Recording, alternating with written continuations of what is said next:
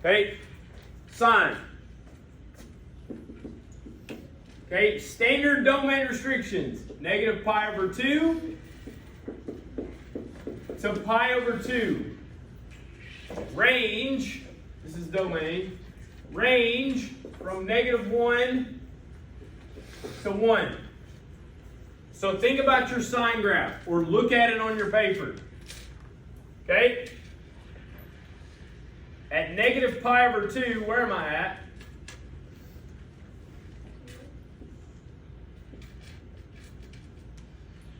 At where? 0. At negative pi over 2, where am I at? Not pi, negative pi over 2, where am I at?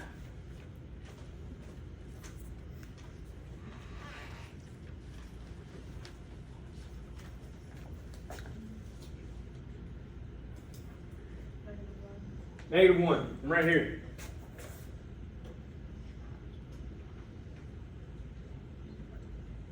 At pi over 2, where am I at? 1. 1. Did that cover the range? Yes. Why would this be standard? Does that repeat? Nothing repeats. It covers the entire range, or output values, right? That makes sense. The input values cover every possible output value. How do I know that? Because sine and cosine only go from where?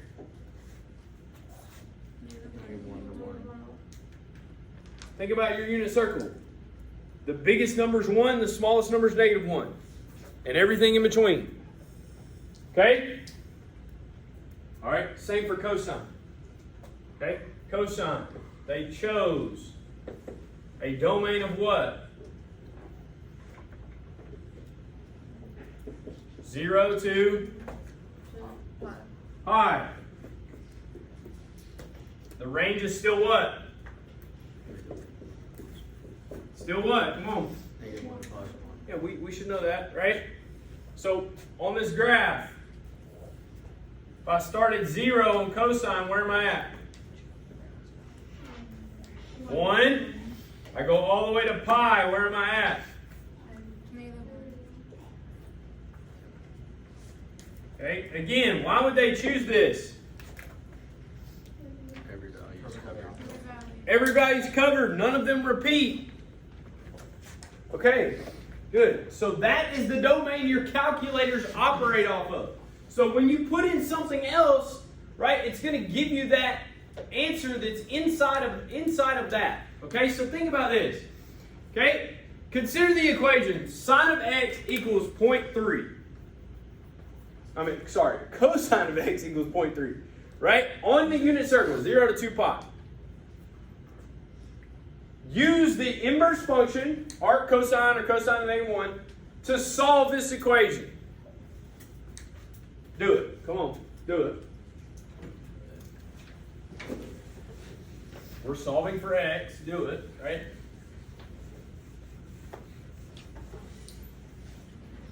So again, I have cosine of x equals 0.3. So I'm going to say x equals arc cosine 0.3. What do you get?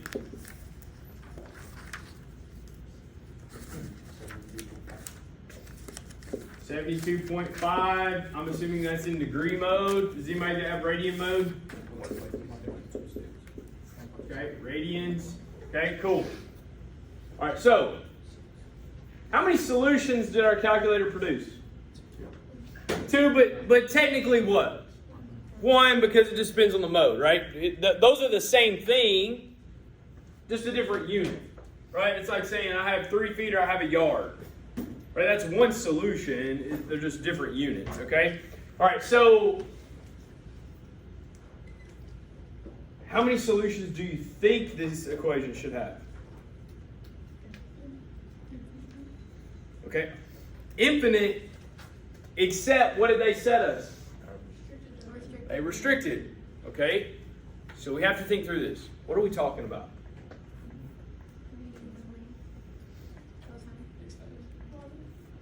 Cosine's what? It's negative. X values.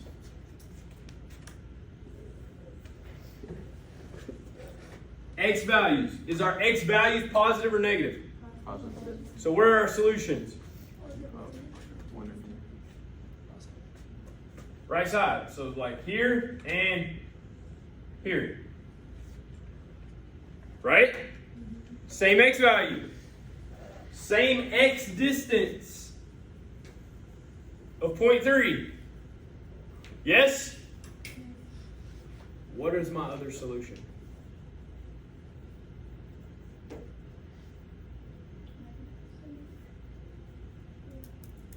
Yes, I don't want a negative answer. So what is 72.5 degrees? Where is that? Not quite. Remember, your unit circle's 30, 45, 60, 90, right? So it's not quite like a pi over whatever, right? 252.5 degrees. How'd you get that? Add 180. Go around the circle. Okay, what's 72? Help me make sense of that before we get to what you can do. What is 72.5 degrees? Where is that?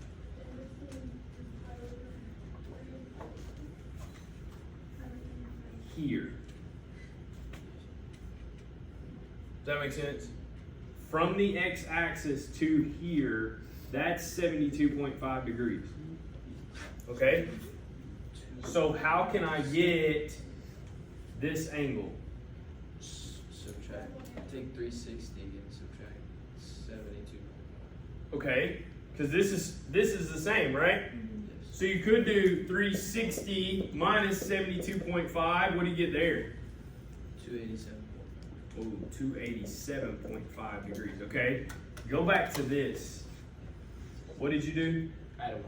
So he said 180 plus 72. That's actually going to put me here, isn't it? So I would need to do what? How else? How is there another way to get this besides this? I mean, this works. Anything?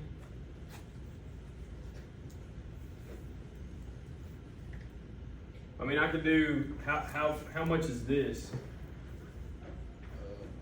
90 minus that, right?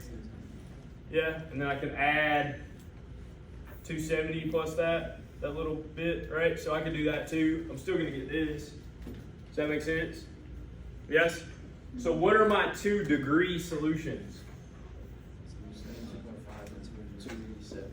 Yeah, good. Does that make sense? So that's your 2 solutions within the what? Yeah, the domain restriction, 0 to 2 pi on the unit circle. But I could also keep getting these by every time I add what? 2 pi. Okay, 2 pi, but we're not in radians, are we? We're in degrees, so it'd be every 360 degrees, positive or negative, right? We could get back to the same spot, Okay, but they restrict us. Okay, cool.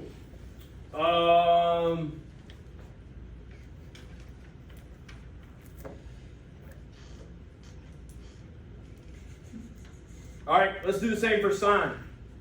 Okay, so it said draw the unit circle, figure out those 2. We did that. Okay, same for sine. Okay, so I'm going to erase.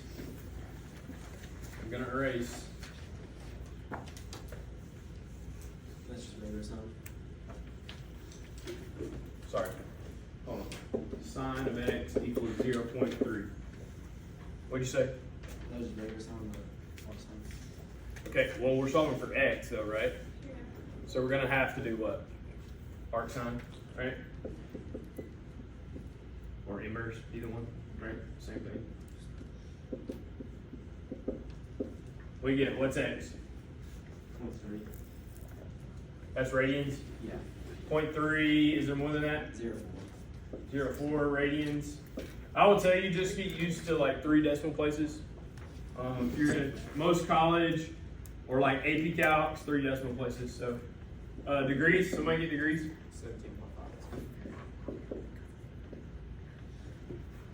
Notice something.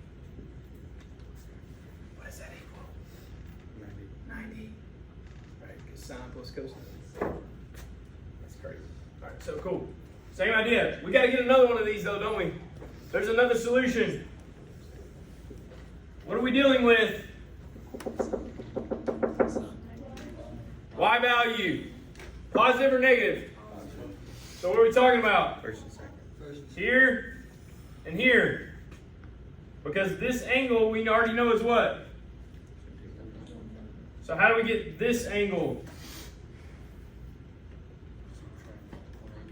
180 minus what? What do you get? 162.5.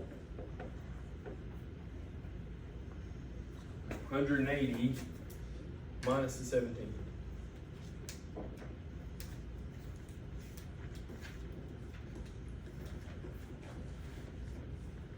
Confusion.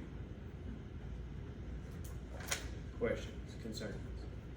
So now you know your calculators are programmed a certain way. That doesn't mean they're always right. Okay? You have to understand what you're doing, understand your output. It's like when you get a quadratic and you tell it to find the zeros, right? It's only going to give you the one closest to where your little x is, right? Same idea here. It's going to give you the closest answer. Okay? 17.5 is way closer than 162, right? But there's possibly more than one solution, right? So now y'all understand why we've done all this stuff of like graphing this, seeing that it repeats, doing unit circle, because when you're solving, if you don't understand the math and you're spitting out an answer, that's not always correct. You got to understand what you're doing, and you got to be able to talk about it. Okay, and I'll talk to you about that.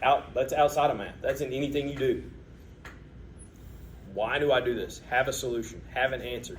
Make it make sense. Because if not, we're just floating in the wind. You got me? Needs to be a function. Okay, that would mean pass vertical line test. Right? If this graph continues forever vertically now, is it going to be a function?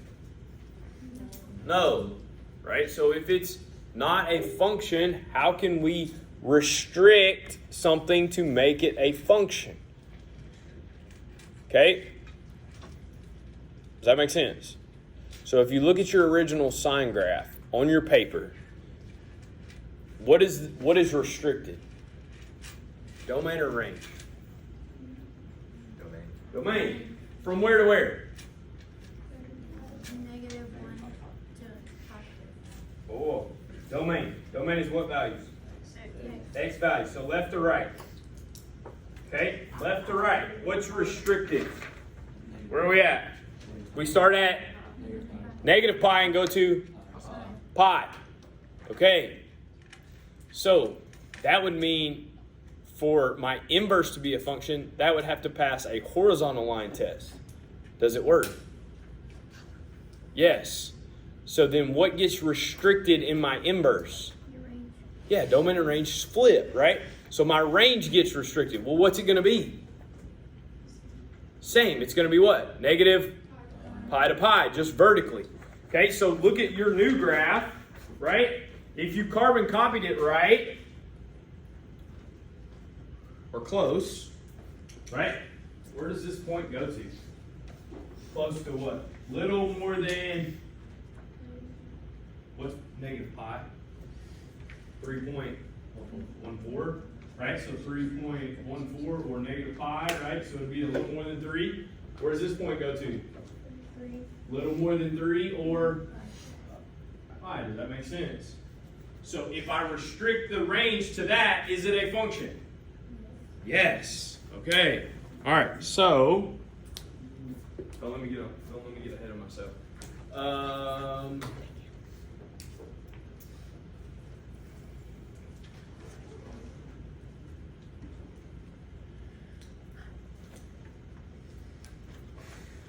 Okay. Could there be another portion of the graph that this would work for? So they went negative pi to pi. Could we use another portion of it to make it work?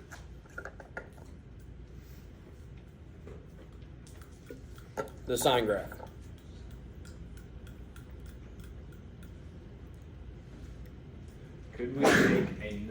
take another portion of the sign graph and make this work? Where?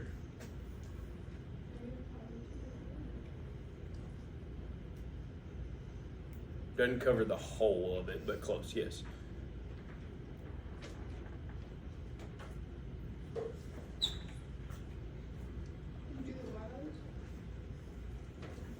No, just another portion of the sign graph.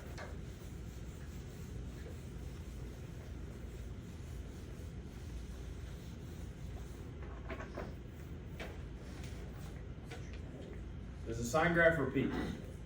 You got pi to 3 pi.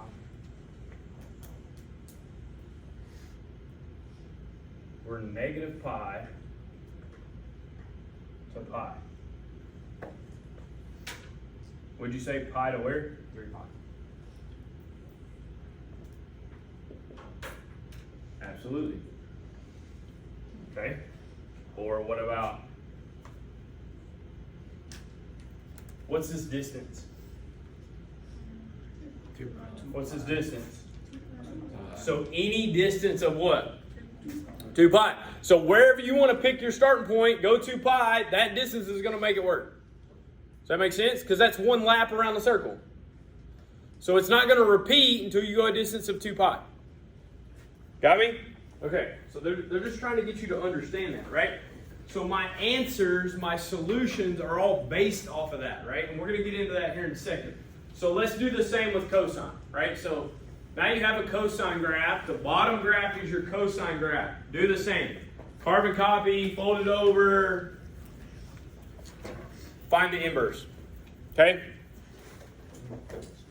Sine, cosine, right? Like, we're going to talk about inverses today, and understanding sine and cosine inverse graphs, and then how we use them. So, in the past, you've used sine to the -1, cosine to the -1 on a calculator when solving for a missing angle. So, for example, right, like when you had a triangle, we were solving for this angle, we had a 3, 4, 5 triangle, right? We would say, okay, sine of theta, opposite over hypotenuse, 4 over 5, and then we said, okay, in order to solve for theta, what do we have to do? Inverse sine. Yeah, right? Or, as I told you guys, like divide by sine, but you can't put this in the calculator because sine needs something in it. Right, so you would do inverse sine, right? And you would put 4 over 5 in, and your calculator would give you that angle, right? So, that is what we're doing. Understand something, okay? Because it's different. This is not the same as this. Not the same. Okay, this is literally 1 over the sine. This is solving for an angle. It means a whole different deal. You got me? So just because it's -1 doesn't mean it's flipped like we've been doing with the exponent rules. Does that make sense? Okay, got to understand that. As you know though, okay, when you do this, somebody put this in a calculator for me. And tell me what you get. 53. Say it again. 53.13. I'm assuming that's the degrees. Okay. As you know, a calculator only gives you one answer. That's it. They give you one answer. Okay? But we should know by now there's more than one solution when solving trig equations. Right? We've been doing unit circle and now we've seen graphs. How many solutions are there possibly to this? 2. Infinite. Possibly 2 on the unit circle, but technically an infinite number, right? Because every 2 pi the thing repeats. Okay? So what tools do we have to calculate all solutions? Right? Note that, all right, this is something else to note. Some text, so that could be, ACT, it could be other math courses you're going to have to take, instead of sine to the -1, they will write arc sine. So that is the same as this. Okay? Does that make sense? Arc sine. Coach, why do they call it arc sine? Because you're trying to find the angle of the arc on the circle. So when you think unit circle, right, and you have this angle, we were trying to find the angle of that arc. Okay, what's the angle? That's why they use this. A lot of texts like to do that so you don't get confused that this is an inverse, okay? It is, but it's not like reciprocal inverse like we've been thinking with exponent rules, okay? All right, so obtain a resource page. Here you go.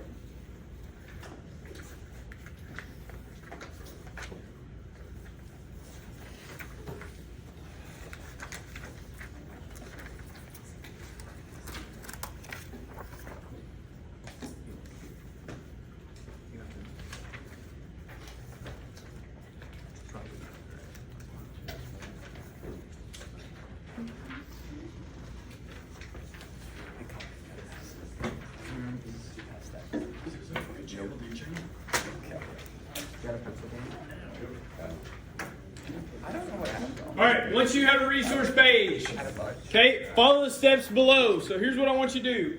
First thing we're going to do is graph these inverses so we can see what we're talking about. Okay, so if you remember, an inverse function or an inverse graph is flipped about what line? Y equals x. So you notice that's the dotted line on there, correct? Yep. So here's what we're going to do. We've done this before with inverse functions. Okay, we're going to use carbon copy method to do this. So again, heavily shade sine of x. So the top graph is sine graph, right? Starts at 0 and goes up, right? Okay, that's the sine graph. Shade it, heavily shade it. Okay, you've done this before. Fold the paper over the line, y equals x, the dotted line, and get it to show up, and then trace your new graph, the inverse sine, or arc sine. Go. And then you're going to flip it over. You want enough light on there to pop up. Yep, you've done this before.